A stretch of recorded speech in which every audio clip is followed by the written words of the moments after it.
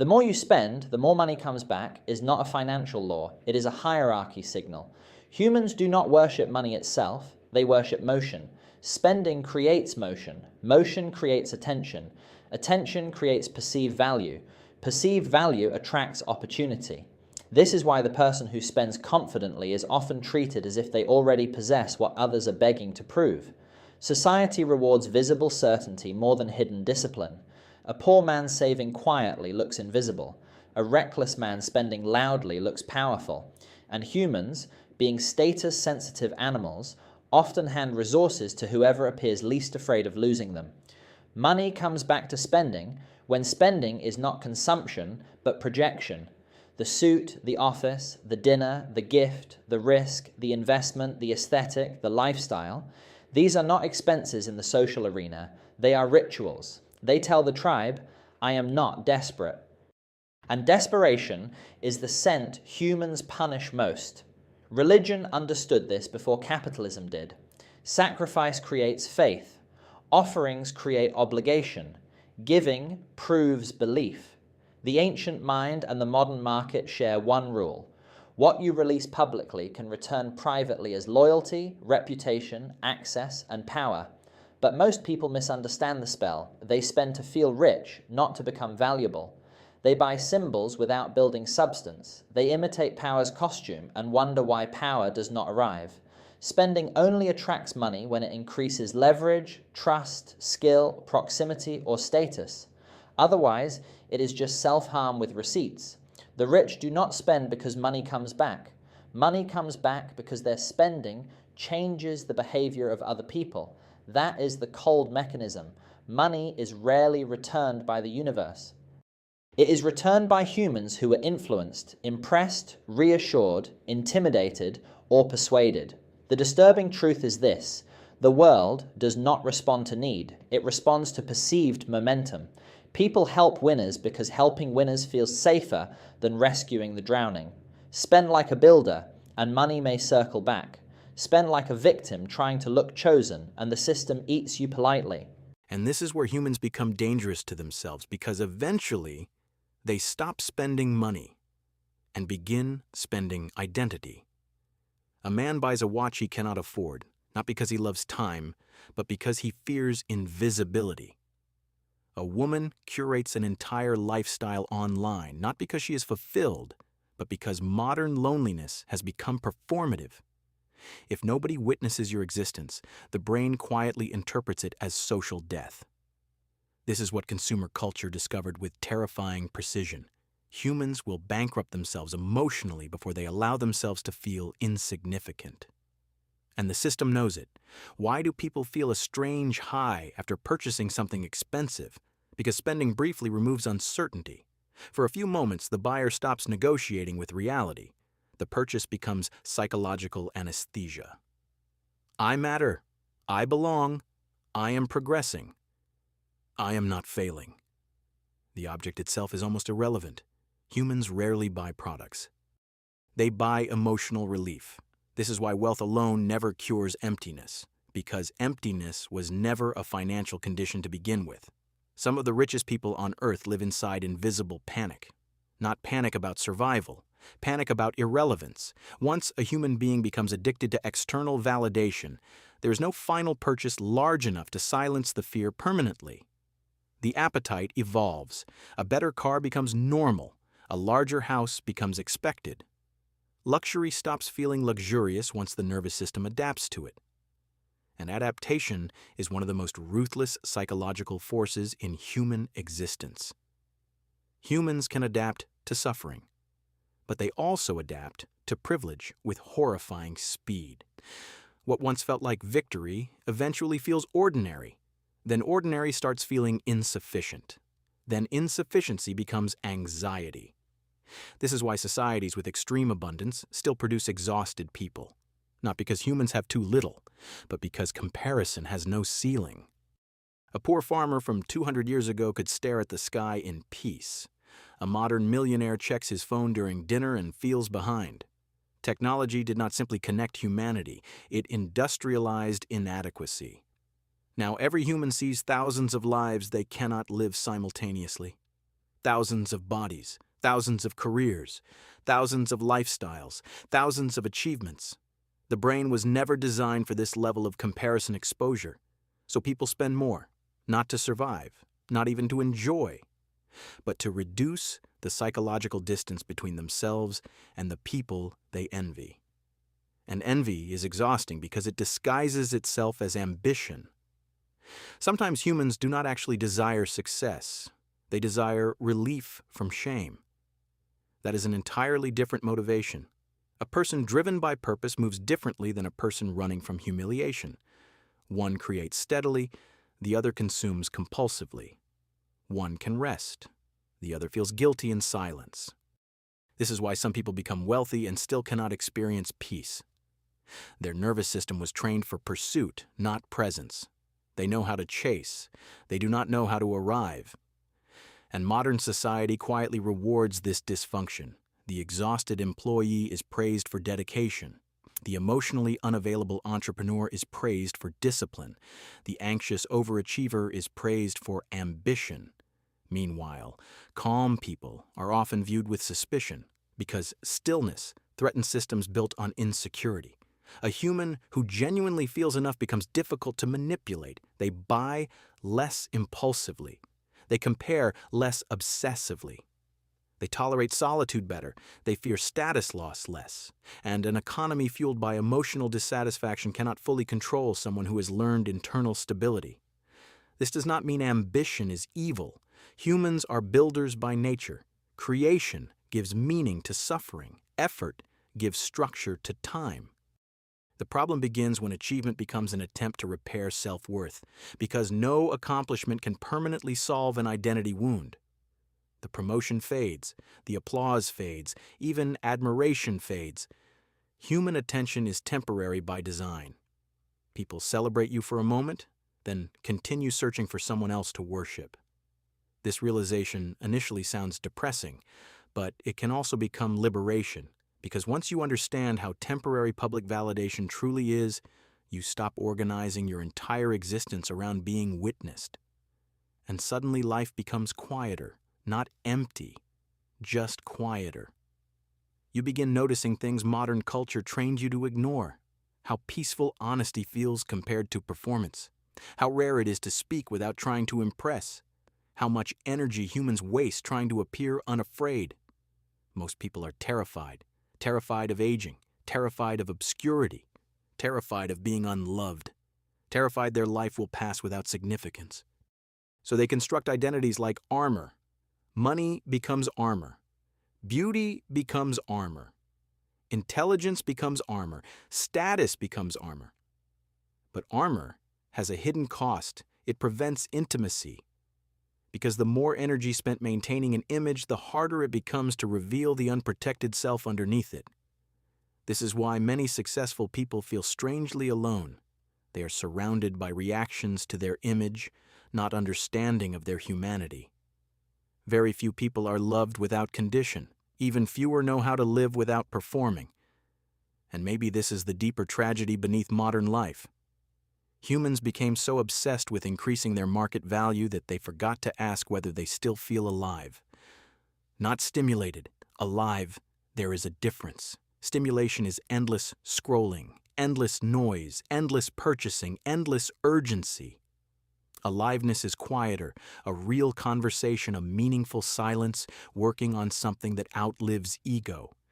Feeling emotionally present inside your own life instead of constantly documenting it for others. The strange part is that humans already know this. Deep down, most people understand that peace cannot be purchased like a product. They feel it during moments where nothing is being sold to them, late at night, during grief, during love, during exhaustion, during honest reflection. In those moments, the mind becomes temporarily free from performance, and the truth becomes visible again. Nobody escapes mortality. Nobody permanently wins the social hierarchy. Nobody carries status into death. Eventually, every human being disappears from the center of attention. And maybe that is not cruel. Maybe that is mercy, because it means you were never required to become a perfect symbol in the first place. You were only taught to believe that. the world will continue rewarding confidence, momentum, visibility, and perceived success. That system is real. But there is another reality beneath it that humans often discover too late. A peaceful nervous system is a form of wealth. The ability to sit alone without hatred toward yourself is a form of wealth. The ability to live without constantly proving your value is a form of freedom. And freedom, unlike status, is quiet. It does not need an audience to exist. Then the real question begins. Not how to escape the system. That fantasy wastes people. You were born into society. You will participate in it. You will earn money, lose money, build things, negotiate, compete, fail, desire, compare, and struggle. The goal is not withdrawal. The goal is remembering who is in control while it happens. Because most humans never truly make decisions. They react. They react to trends, to fear, to loneliness, to status pressure, to algorithms, to childhood wounds, to invisible social expectations they never consciously chose. And eventually they call this identity. But a reactive life always becomes exhausting because you are being psychologically pulled by forces you never examined. So the first principle is simple.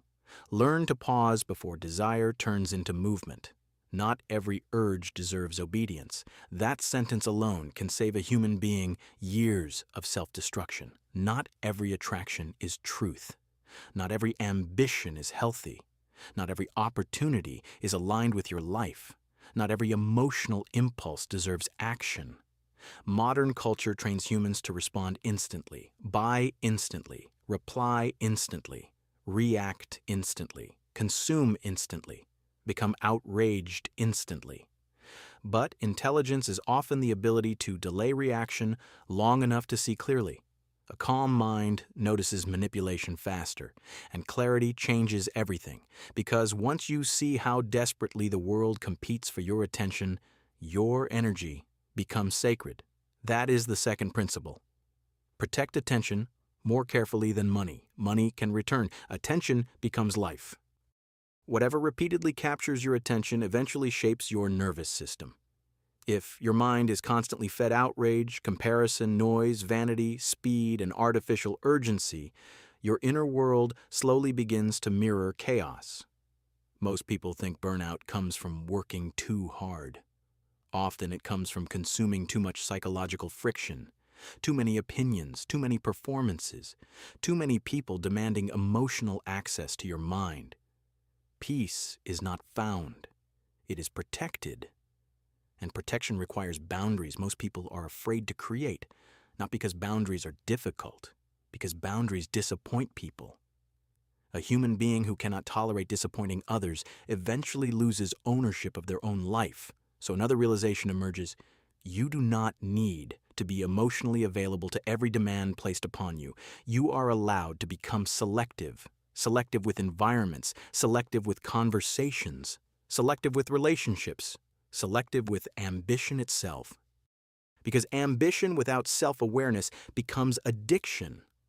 There's nothing noble about destroying your health to impress strangers who will forget you within weeks. Success matters, but the definition matters more. If success costs the ability to sleep peacefully, speak honestly, trust people, feel present, or experience love fully, the nervous system eventually interprets that success as danger. And the body always keeps score. Humans can lie socially for years. The body cannot. An anxious body reveals an unbalanced life long before the mind admits it. So build carefully. Build wealth. Build skill. Build discipline. Build influence if you choose. But never build so aggressively that you disappear inside your own construction. Because many people spend decades creating a life they secretly cannot emotionally inhabit. That is why some humans achieve everything they wanted and still feel grief in private. They built an impressive existence for a version of themselves that no longer exists. This is why self-respect matters more than image. Image is external management. Self-respect is internal alignment. Self-respect is being able to sit alone with your decisions without needing applause to justify them. It is keeping promises nobody else sees. It is refusing to betray yourself for temporary approval. It is telling the truth when lying would be strategically easier. It is remaining humane in environments that reward emotional numbness. Real strength is not becoming cold. Coldness is often unresolved pain wearing armor. Real strength is retaining softness without surrendering discernment. To stay emotionally alive in this world is difficult. It requires courage. Because once a human has been hurt enough, cynicism starts feeling intelligent. But permanent cynicism slowly poisons perception. You stop seeing people clearly. You stop trusting beauty. You stop believing connection is possible. You stop risking honesty. And eventually, isolation begins disguising itself as superiority. Do not let pain transform you into someone incapable of receiving life. That matters, because meaning is rarely found in domination. It is usually found in depth of attention, depth of relationships, depth of presence, depth of craftsmanship, depth of understanding. A shallow life can still look successful publicly, but internally, it creates hunger that never ends. So learn the difference between stimulation and meaning. Stimulation is addictive because it is immediate. Meaning is quieter because it compounds slowly. A meaningful life may look unimpressive to spectators. That is irrelevant. Spectators do not live your nervous system. You do. And eventually, every human confronts the same final reality. Your life will not be measured by how intensely strangers observed you. It will be measured by the quality of your experience while you were alive. Did you spend your existence chasing psychological permission to matter? Or did you finally understand that your existence did not require constant proof? That realization changes ambition itself. You stop chasing status as emotional survival. You begin choosing goals consciously, not because they make you look important, but because they make your life feel real. Real work, real relationships, real rest, real laughter, real silence, real competence, real integrity. The artificial begins losing its hypnotic power, and strangely, this is often when humans become more effective financially. Because desperation decreases. They negotiate better, think clearer, choose better, leave toxic environments faster, avoid ego-driven decisions, stop spending money trying to repair identity wounds.